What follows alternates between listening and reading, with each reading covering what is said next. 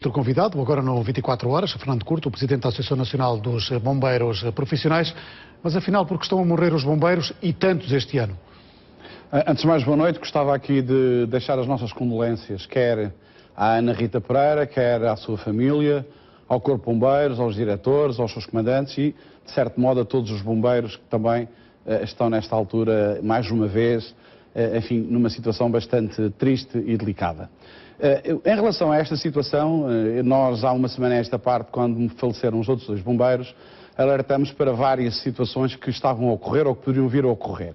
E, efetivamente, há uma situação estrutural que tem a ver concretamente com a situação, enfim, do ordenamento do território, da limpeza das florestas, dos aceiros, e isso, efetivamente, é uma situação que se vem arrastando ano para ano e que contribui para que os bombeiros possam e tenham um trabalho menos eficaz e tenham um trabalho dificultado por essa situação e que ocorram as mortes. Mas é preciso pensar que, não podendo alterar de um momento para o outro esta situação estrutural da limpeza de um dia para o outro das florestas, porque tem que ser uma limpeza, enfim, regular e durante o ano, é preciso pensar a estratégia de comando. Ou seja, nós não podemos colocar bombeiros na frente do fogo. É preciso fazer uma preparação de contenção naquilo que tem a ver com a salvaguarda dos próprios bombeiros.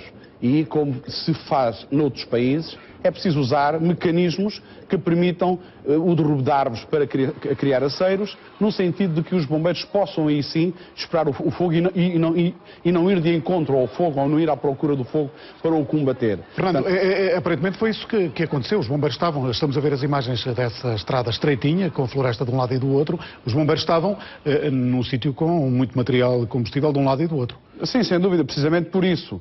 Faz-me lembrar, as vossas imagens fazem-me lembrar o incêndio de há uns anos esta parte em Mortágua, onde efetivamente era um declive muito grande e houve um efeito de chaminé. Não sei se será esse o caso.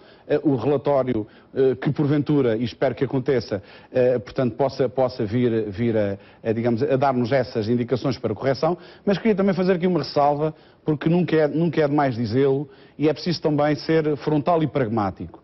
É preciso apostar mais na formação de todos os bombeiros, é preciso apostar mais na formação dos comandantes dos bombeiros e é preciso apostar mais na colocação estratégia dos bombeiros. Isto é uma realidade, isto é um facto que tem ocorrido ao longo dos anos e que não tem havido melhorias substanciais nesse sentido.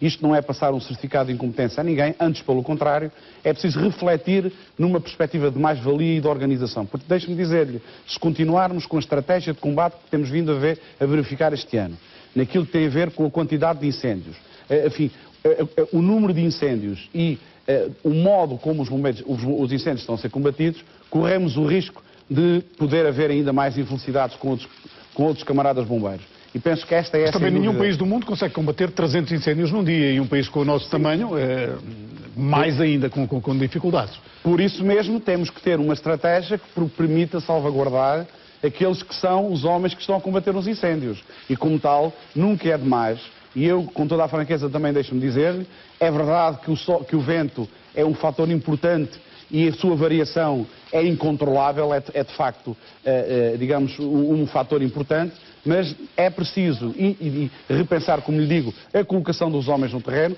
Estamos a falar de um grupo de bombeiros onde uma bombeira se perdeu. Temos que saber porque é que a bombeira saiu do pé do grupo, qual foi a organização do grupo de combate que estava a ser feito, em que moldes é que estava a ser feito, de que maneira é que os homens foram colocados nesse local. Enfim, há uma série de questões que se vêm colocando ao longo dos anos e para as quais muitas das vezes não há respostas. E não podemos, de modo algum, uma vez mais, facilitar.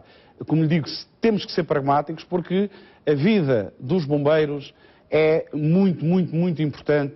A vida de qualquer pessoa é muito importante.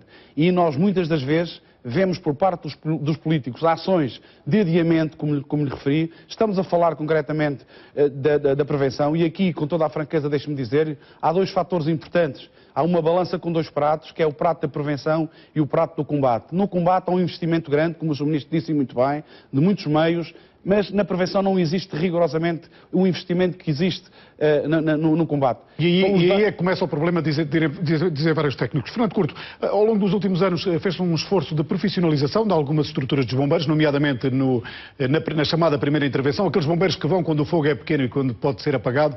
Houve um investimento grande numa brigada especial e muito bem treinada da GNR, nos jipes, e também na Força Especial de Bombeiros. Não acha que este problema, o principal problema de proteção civil do país, no fundo a nossa guerra anual, deveria ter depois um outro exército também mais profissional? Sim, sem dúvida. Aliás, esse é outro fator também que, enfim, acaba por existir já neste momento. Dos 9.000 bombeiros que estão a atuar no teatro das operações este ano, no dispositivo, a esmagadora maioria são bombeiros ou profissionais ou pagos, ainda que, deixe-me dizer-lhe, com alguma tristeza, miseravelmente a 1,80 € a hora, mas é preciso inverter efetivamente esta situação. Não é profissionalizar todos os bombeiros, como se ousa dizer. É preciso reorganizar uma resposta eficaz no que diz respeito à profissionalização, porque a profissionalização também não vai acabar com os incêndios em Portugal. A profissionalização contribuirá com os bombeiros voluntários e com as suas estruturas num complemento que permita efetivamente esta reorganização e esta situação de comandamento. Agora, como lhe referi, a questão que se coloca neste momento, porque veja, neste momento temos bombeiros profissionais em todo o país. Temos bombeiros sapadores, temos bombeiros municipais, temos a Força Especial de Bombeiros, temos o JIP das GNRs, que não sendo bombeiros, estão também nessa. E temos mais de 12.000 bombeiros profissionais nas associações humanitárias de bombeiros voluntários, que acumulam duas funções, que fazem voluntariado e são funcionários das associações humanitárias. Portanto, na sua opinião, o problema não é só a profissionalização, é preciso mudar a forma de combater os fogos em Portugal? Não, neste momento, com toda a franqueza, penso que sim. A estratégia que neste momento está a ser adotada deveria ser repensada urgentemente naquilo que tem a ver com a colocação dos bombeiros no terreno, com o emparcelamento, com o corte de árvores, como se faz na Austrália, na Europa, aqui na Galiza, no sentido de poder não colocar os bombeiros numa frente de fogo, mas colocar os bombeiros numa perspectiva de esperar pelos incêndios. Porque veja, ninguém tem pena dos bombeiros, ninguém se preocupa com os bombeiros, porque como foi referido na peça, quer digamos, a floresta do Estado, quer a floresta privada, não é limpa. Portanto, se não é limpa, por que motivo é que nós devemos pôr à prova bombeiros e morrer bombeiros por meia dúzia de eucaliptos ou por meia dúzia de pinheiros?